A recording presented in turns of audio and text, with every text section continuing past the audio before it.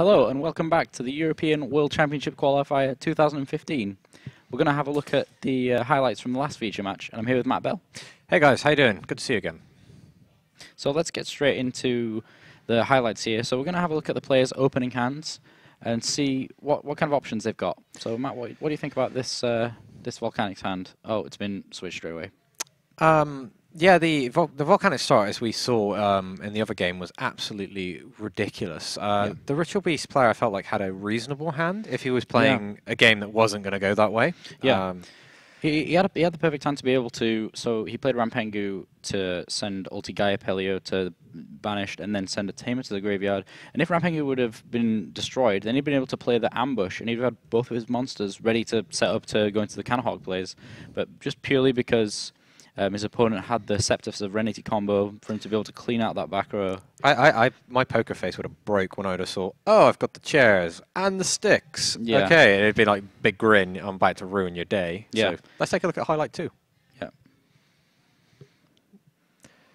So this is what we saw is so he managed to set 3 cards, and his opponent just goes ahead and creates Deltaros. Very powerful card to be using with the stick and chair combo. And then Deltaros' effect straight away to target another one of those back row. Yeah, I mean, the key thing here is he's doing all this and he's not lost any of the cards in his hand in his other option. No. So he's taken everything away from his opponent and gave them nothing. This is like King Leonidas is actually, he's following his instructions. He just took everything. Yeah, he took everything and kicked him down a well. Well, not really, because that would be unsportsmanlike, but yeah. But that's how I saw it when I was watching. I was like, wow, stick and chair. I just sat there thinking, I'm losing all of my back row. That's really sad. It's like, stay calm, be positive. Yeah. Okay, so let's have a look at highlight number 3. So it says Vanity's Empty Smash. Yeah, so I love your notes, by the way. They're very, very intuitive. So yeah, the Laura gets summoned, so the chance of making a comeback is still live for Magnus, and then the Vanity's Emptiness just sweeps that away from him. Yeah. Like, it's one of those games where if you're Magnus and you're looking at this, you've just kind of brush it off and say, you know what, that just happened. Yeah, my opponent's deck did what it was supposed to do. Yeah, it's just when like sometimes you just have those. Wow, he just had everything. Yeah, that's just. It happens sometimes. That's just Yu-Gi-Oh! I mean, sometimes your opponent has absolute ridiculous starts like that, and you've got to just brush it off. And to his credit, he did. He moved into the next game, and he gave it another shot. But yeah, that was so brutal from the start. The Star Seraph engine just catching him straight out. Showing exactly what's for. So moving into the second game, so we see one of the real core plays of the Volcanic deck with highlight number 4 is number 4, Scattershot. Here we go. So when Scattershot's sent to the graveyard, you can send the other 2 from your deck to the graveyard and starts to activate their effects. Yeah, it's all monsters your opponent controls and deals 500 damage for each one. So not only does it run away with all your monsters, it chins you a little bit for 1500 damage. Yeah, and that's enough to shake a stick at. Yeah, I mean, you got something here. I can't see what he has banished if he could have responded by splitting his monster apart, but what would be the point? He then just ends up with nothing in the banish zone for his future Tamers. Exactly. So he's in this horrible position where he's not even getting his search effect off, and his monsters are getting taken out. Him losing life points is not the big part. It's not the worst part. It's actually the fact that he's fallen behind so far on the field. Yeah. So, and then moving into the final one, number 5. So this Torrential Tribute right here is obviously well prepared. Magnus was willing to wait and see, and this has probably come up in testing where he's found the best way to disrupt this combo. The problem is, at this point, it just really doesn't matter. Lewis in that game was just drawing through his deck so fast and just had... He had follow-ups. It was like as soon as he got to that end of line of plays, Torrential Tribute cleans him out, and he's like, okay, fair enough. Here's my follow-up. Yeah.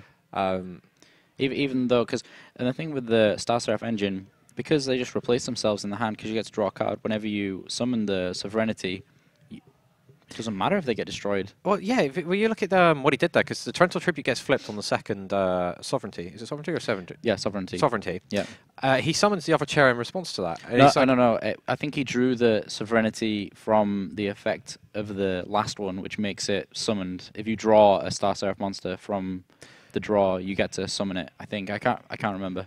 whether that's what happened. Oh, right, sorry, I thought I Maybe, just then he you went, could be right. oh, I still Torrential, I'll still take the extra card. Oh, yeah, actually, yes, of course, yeah, he drew the extra card, that was it. He Yeah, was you're like, right. I'll take the card Yeah. over this, over the chair, I don't actually need it. So he Yeah. actually just threw that straight into a Torrential Tribute. Yeah, why not? Because you don't need that, because it doesn't provide anything in your hand other than being used in this combo. Yeah, and it's not very good for, well, for the XE summons, it only works when you've got something like Dialtros or Yeah. two other materials to use. Yeah. In a normal summon heavy deck, at that point when he's played his combat, he's like, yeah, this card is no good to me. Yeah. I'll just exchange it for another card. Yeah, might as well. There's no reason not to. So yeah, that was a really brutal game just now. Yeah, hopefully that doesn't knock the confidence of Magnus too much, because he was still with a very strong record with Ritual Beast. Yeah. But if I'm Lewis, I'm going to be feeling pretty giddy right about now, because I'm now, as I've said before, moving into higher tables that are all playing the decks that I'm tech to beat. Yeah, exactly. Because that's as we were saying earlier. It's all about the people just bringing a deck, whether it is Necros or another deck, just to beat the Necros matchup and play against those high-tier decks. So here's a question: do you think Lewis has a chance of going in all the way? I think so. The thing with Volcanics is you can end up with some really bad hands, because there's a few cards that you don't really want to draw. You just want to search them out. So like the reloads and stuff like that. It's much better to be able to summon your rocket to go get them, rather than just have them. I suppose it's not too bad, but the cards that you're gonna discard with reload, so Shell, Scattershot, you don't want to be drawing multiples of those. Yeah, and in a long tournament like this, that's certainly something that can happen. Yeah. And it only takes that to happen like 1 or 2 times to swing an entire match against Lewis, and it may keep him out. I mean, I still don't have the Volcanic. As much as I love the Volcanic deck, I still don't have it on the list of the big big 7 that you, well, the big 5 and the other 2 that you could play. Yeah. I'm not convinced it's going to go all the way, but it did have a very, very strong game there. Yeah, I think we kind of saw that one round where, conversely, you get everything you wanted. Yeah.